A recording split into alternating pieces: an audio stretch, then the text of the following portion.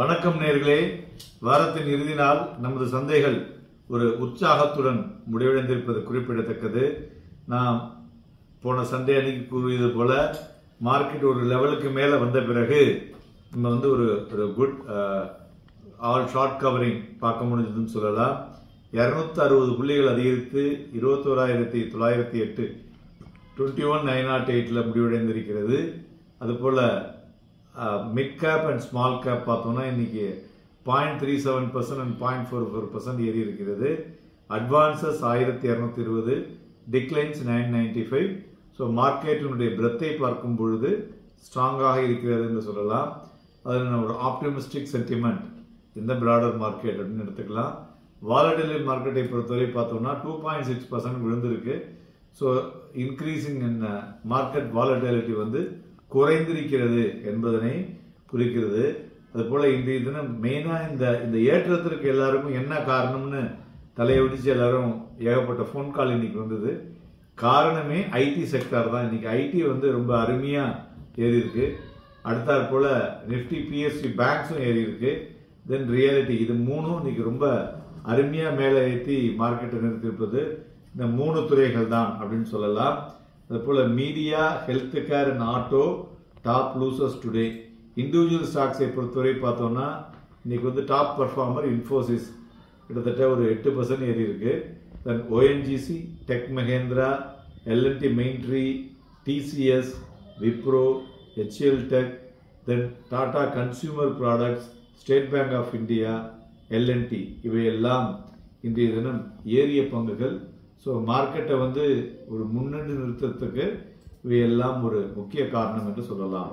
அதுபோல் இறங்கின பங்குகள்னு பார்த்தோம்னா Cipla, Apollo hospital, Bajaj Fincher top losers today. Market ஒரு இண்டிகேட்டிங் அகைன் ஆப்டிமிஸ்டிக் சென்டிமெண்ட். நாம் 2 நாள் முன்னாடி கூறியது போல ஸோ அதை முறியடித்து மேலே ஏறி இருப்பது குறிப்பிடத்தக்கது. அதுபோல் தங்கம் பார்த்தோம்னாக்க கிட்டத்தட்ட 593 ரூபாய் அதிகரித்து 62,381 முடிவடைஞ்சிருக்கிறது. அதுபோல வெள்ளி பார்த்தோம்னா 817 ரூபாய் அதிகரித்து 22,171 வணிகமாகிக் கொண்டிருக்கிறது. குரூடாயில் 212 ரூபாய் அதிகரித்து 6,218 வணிகமாகிக் கொண்டிருக்கிறது. மேலும் இன்றைய தினம் 4 ஆயில் டேங்கர் ரூட்டை டைவர்ட் பண்ணி ரெட்சியை தவிர்த்து அந்த டெலிவரியை கொண்டு செல்வதற்குண்டான வழிமுறைகளை செய்துள்ளார்கள். ஸோ இது குறிப்பிடத்தக்கது. அதுபோல் நேற்றைய தினம் அமெரிக்காவிலே கிரிப்டோ இடிஎஃப் அதை ஒரு அங்கீகாரம் கொடுத்துருக்குறாங்க.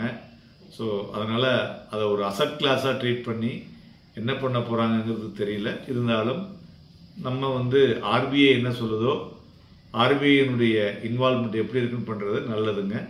ஸோ ஏன்னா இப்போ நிறைய பேர் இந்த கிரிப்டோவை பற்றி எல்லார்கிட்டையும் பேச ஆரம்பிப்பாங்க. ஏன்னா அது வருது இது வருது அப்படின்னு சொல்லிட்டு எது வந்தாலும் அது இன்னும் இந்தியாவுக்கு வரல.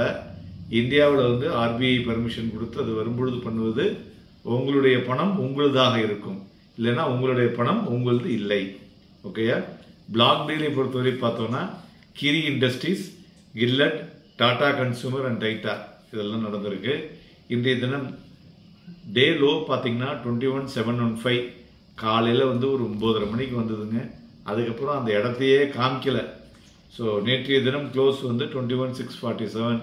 ஸோ நேற்று க்ளோஸுக்கு மேலே தான் சந்தைகள் இருந்தது குறிப்பிடத்தக்கது. அதுபோல் இன்றைக்கி ஹைன்னு பார்த்தீங்கன்னாக்க 21,928.25 கிட்டத்தட்ட 213 புள்ளிகள் மார்க்கெட்டினுடைய வாலட்டிலிட்டி. நேற்று கூட அறுவக்கட்டங்கன்னா சார் இவ்வளோ வாலட்டிலிட்டி இருக்குமா அப்படின்னா இருக்க தான் செய்யும். ஏன்னா மேலே ஏற ஏற வாலட்டிலிட்டியும் அதிகரிக்கக்கூடும்.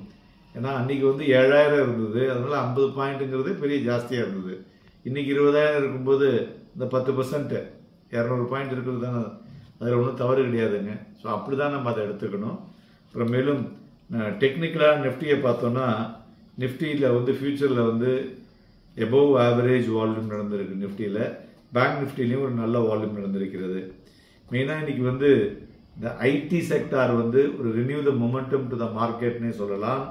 அதுமாரி நிஃப்டியை பொறுத்தவரை இந்த க்ளோஸ் எபோவ் 834 அது முடிஞ்சாலே அடுத்த லெவல் பார்த்தீங்கன்னா 22,232ங்கிறத உடனேயோ பட் லேட்டராகவோ தொடரக்கூடிய வாய்ப்புகள் பிரகாசமாக இருக்கக்கூடும். அது தம்ப் ரூல். ஸோ இதை தாண்டி தான் இது வரையும் டச் பண்ணி தான் ஆகணும் அப்படிங்கிறது. ஸோ அது மாதிரி அதை டச் பண்ணிவிட்டு அதுக்கப்புறம் ஒரு கரெக்டிவ் கன்சாலிடேஷன் மார்க்கெட்டில் நடக்குங்க. ஸோ அது கரெக்டிவ் கன்சாலிடேஷன் நடக்கும் பொழுது இந்த லோவர் லோன் பார்த்தீங்கன்னு வச்சுங்களேன் 20,976 20,976. ஸோ 22,000லேருந்து 21,000 ஒரு 1000 புள்ளிகள் வந்து கரெக்டிவ் கன்சாலிடேஷன் நிஃப்டியில் நடக்கக்கூடிய வாய்ப்புகளும் வரக்கூடிய நாட்களில் இருக்கக்கூடும். அந்த கரெக்டிவ் கன்சாலிடேஷன் முடியும் பொழுது அந்த ஹை பார்த்தீங்கன்னாக்க 21,500ல் இருக்கக்கூடும். ஸோ மெயினாக பார்த்தீங்கன்னா இது மாதிரியான இந்த லெவலில் வந்து ஸ்டாப் லாஸ் போட்டாங்கன்னா அது ட்ரிகர் ஆகும். அது வந்து ஒரு ஃபாஸ்ட்டாக பார்த்தீங்கன்னா அதனுடைய மூமெண்ட்ஸ் இருந்து கொண்டே இருக்கும். ஸோ என்ன சொல்கிறது, ஒரு அப்ரப்டாக இருக்கும் அந்த moment. It is very difficult to catch hold of it. So அதனால் வரக்கூடிய நாட்களில் நாம் ஒரு சில மாதங்கள் இதை மாதிரியான விஷயங்களை கையாளும்படி இருக்கும். இவை எல்லாவற்றையும் பற்றி நம்மளுடைய சிறப்பு பதிவுகளை சந்திப்போம். Happy weekend and happy investments.